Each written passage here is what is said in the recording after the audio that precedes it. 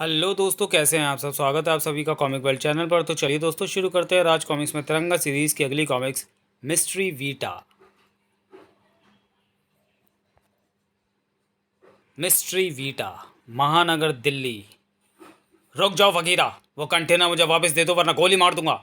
फकीरा के कदम अब किसी पुलिस स्टेशन में जाकर ही रुकेंगे, तो फिर इन टांगों को मुझे तोड़ना ही पड़ेगा। थाए थाए आ नहीं, तुम ऐसा नहीं कर सकते बेवकूफ़। जो राज तू जान गया, उसे जानने के बाद तो तू जिंदा नहीं बचेगा। आ, जिंग ब्लांग चिक चिक चिक चिक था। उफ, ये तो तिरंगा की ढाल है। तूने ठीक पहचाना हत्यारे, ढाल तिरंगा की है। उस तिरंगा की जो देश व इंसान की आज़ादी का परचम है। मगर तूने गोली चलाकर एक इंसान से उसकी आज़ादी छीनने की कोशिश की है। बोल, तूने गोली चलाकर शांति व अमन की छाती के पर कच्चे क्यों उड़ाए था। ओह, ये तो लड़क गया। मुझे घायल आदमी की सुध लेनी चाहिए। तिरंगा। कौन हो तुम? उसने तुम्हें गोली क्यों मारी? मैं फकीरा, डॉक्टर वी नाग। ओह, ये तो सिर्फ अपना नाम बताकर मर गया। डॉक्टर वी नाग से ये क्या कहना चाहता था? इन शब्दों का मतलब उस रहस्य से है जिसके कारण इसकी हत्या हुई। अब हत्यारे से मुझे इसका मतलब पता चल जाएगा। ओह, हत्यारा भाग गया। ओह, तो वो उस वक्त बेहोश नहीं हुआ था। उसे पता था कि एक घायल आदमी दम तोड़ रहा है। उसने सोचा होगा कि अगर उस वक्त वह बेहोश हो जाए तो तिरंगा निश्चित रूप से घायल के पास ही जाएगा और वो मौका उसके भागने का सुनहरी मौका होगा। वो अपना रिवॉल्वर भी उठा ले गया और वो कंटेनर जैसी चीज़ भी जो गोली का निशाना बनते ही फकीरा के हाथों से उछली थी। क्या था उस कंटेनर में? हत्यारा चालाक है, मगर ज़्यादा चालाकी कभी कभी इंसान को डुबो देती है। हत्यारा बचेगा नहीं। वो इस हत्या की सूचना मुझे फ़ौरन ही पुलिस को देनी होगी, जो शायद गोलियां चलने के कारण यहाँ पहुंची है। अब मुझे तलाश करनी होगी उन शब्दों के रहस्य की जो फकीरा ने मरते वक्त कहे।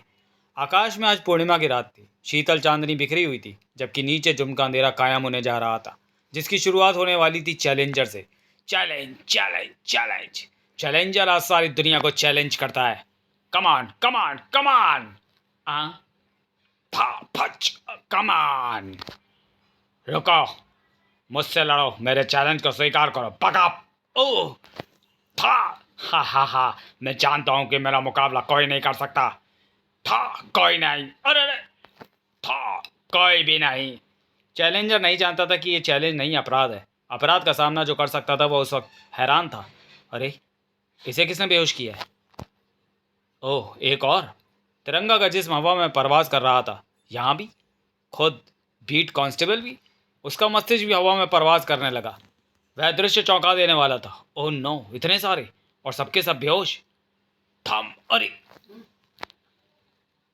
हा, तू तो तिरंगा है। ये सब तो नाकारा थे, मेरे एक एक बार पर ही बेहोश हो गए, पर तेरे को चैलेंज करने में बड़ा मजा आएगा। चलो खड़ा हो, कहीं तू भी बेहोश ना हो जाए। था। लो, यह भी बेहोश हो गया। उफ था। बेहोश होंगे तुम जैसे शैतान।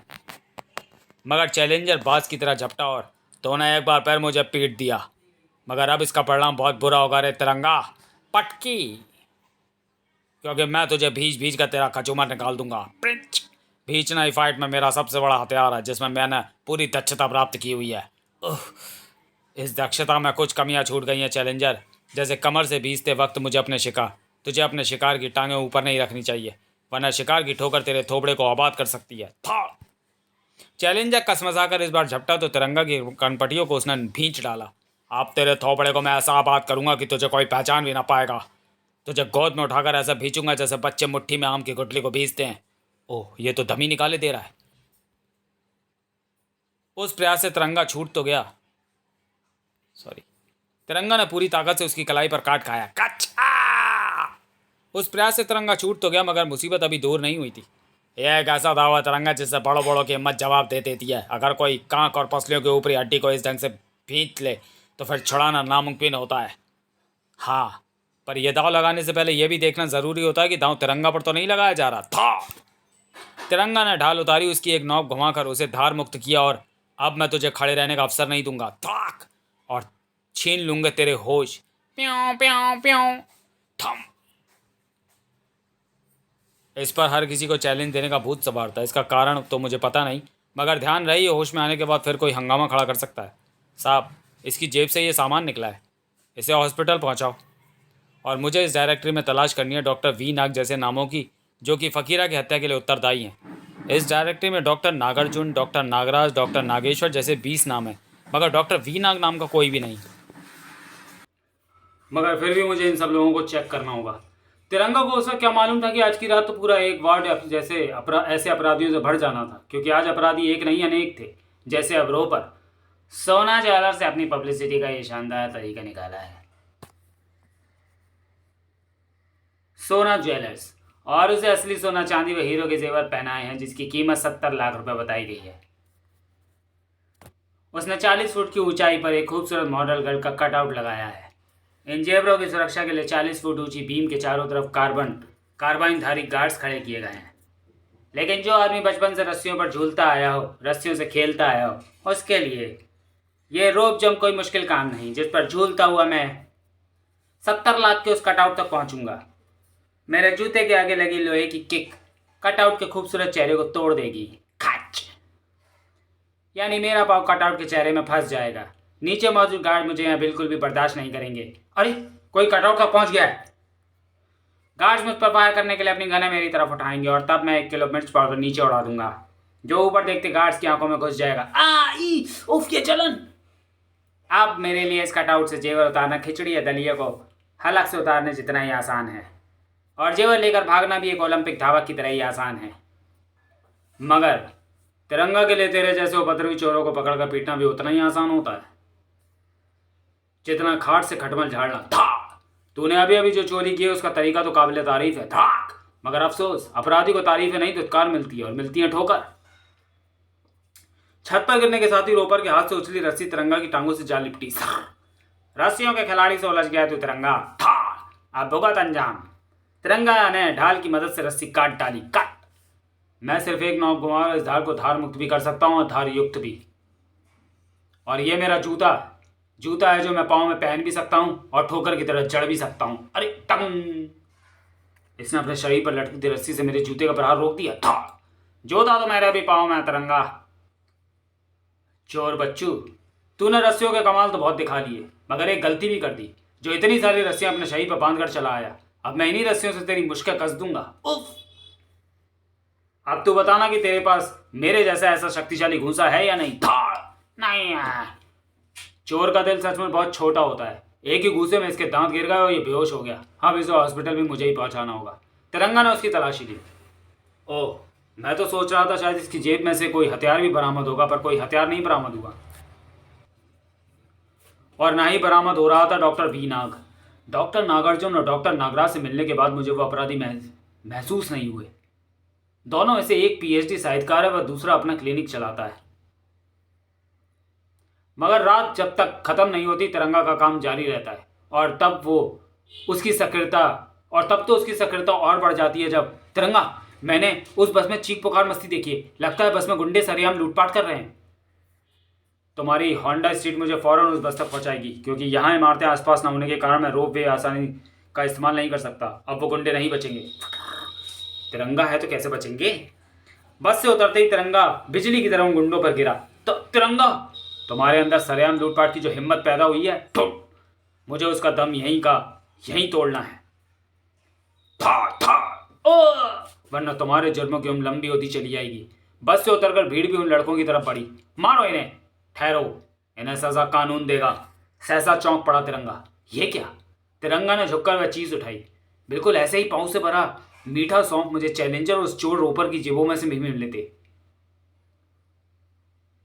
और ये भी इन लुटेरों की पिटाई के दौरान यहाँ गिरा होगा। तो क्या बाकी लड़कों की जेबों में भी ये पाउच मौजूद हैं? ओह, इसकी जेब में भी ये पाउच मौजूद है।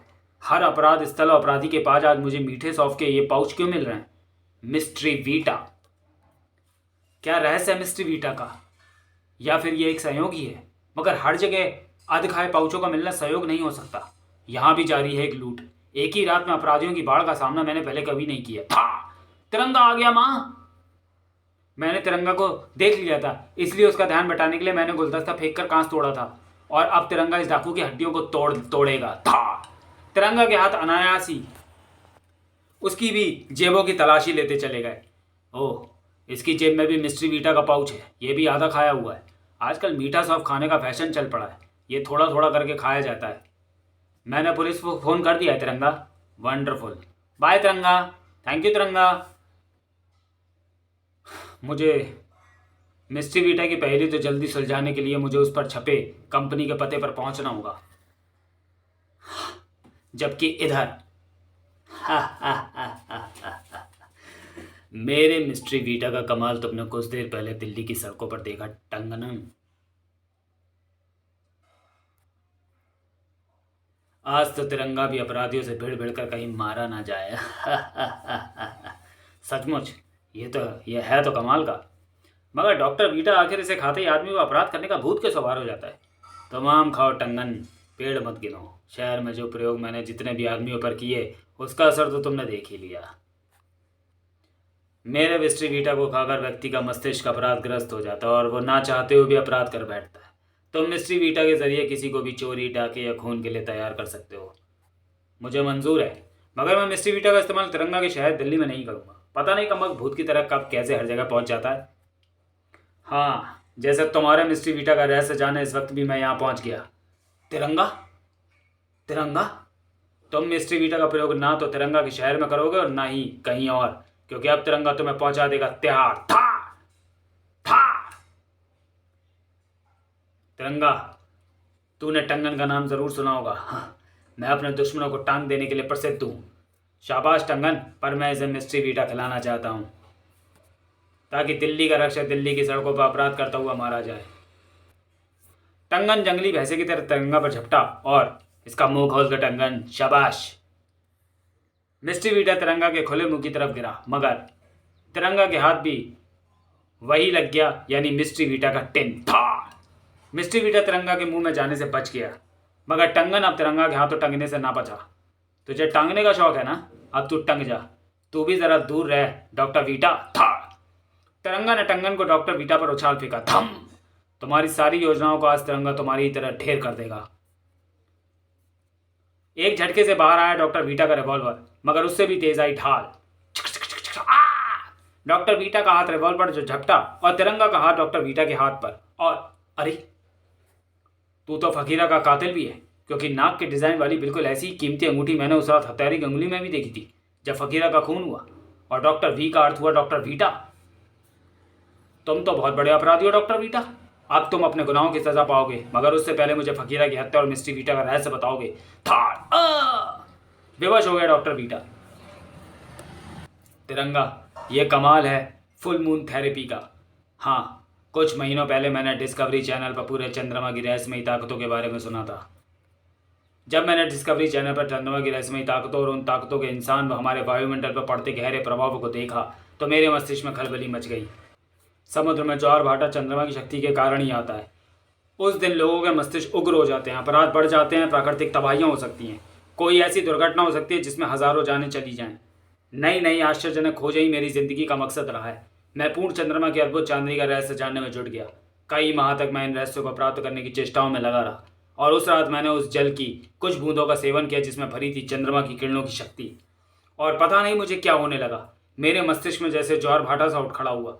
उफ, क्या हो रहा मुझे पता ही नहीं चला कि मैं कब अपने कमरे में जा पहुंचा, मैंने कब अपना रिवॉल्वर उठाया, मैं कब बाहर निकलकर सड़क पर आ गया, कब मैंने उस दंपत्ति को रिवॉल्वर की नोक पर लूट लिया, मुझे कुछ पता ना चला।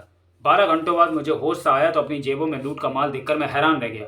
लूट का एक एक दृश्य उस वक्त भी मेरी आंखों के सामने था। यह संयोग था कि मैं पकड़ा नहीं गया। मैं समझ गया कि यह कमाल पूर्णिमा को रोशनी में रखे गए पानी के मिश्रण का था। वाह, ये तो नायाब चीज़ मेरे हाथ लग गई। अपराधी तो इस नायाब चीज़ को हाथ ऊंचे दाम देकर खरीदेंगे। मैंने उस पानी को मीठे सौंफ में मिश्रित करके बनाया मिस्ट्री वीटा, जो अपराध की दुनिया में खलबली मचा देगा, क्योंकि इसे खाने के बाद अपराध के बारे में ना सोचने वाला व्यक्ति भी अपराध करने लगेगा। मुझे मेरे सहयोगी फकीरा के आ जाने का इल्म ना था, जो कि 1 सप्ताह की छुट्टी खत्म करके उसी वक्त वहां आ पहुंचा था। तब उसके पूछने पर मुझे उसे यह रहस्य बताना पड़ा, मगर उसने मिस्ट्री वीटा का विरोध किया। और नहीं सर, मैं ऐसा नहीं होने दूंगा।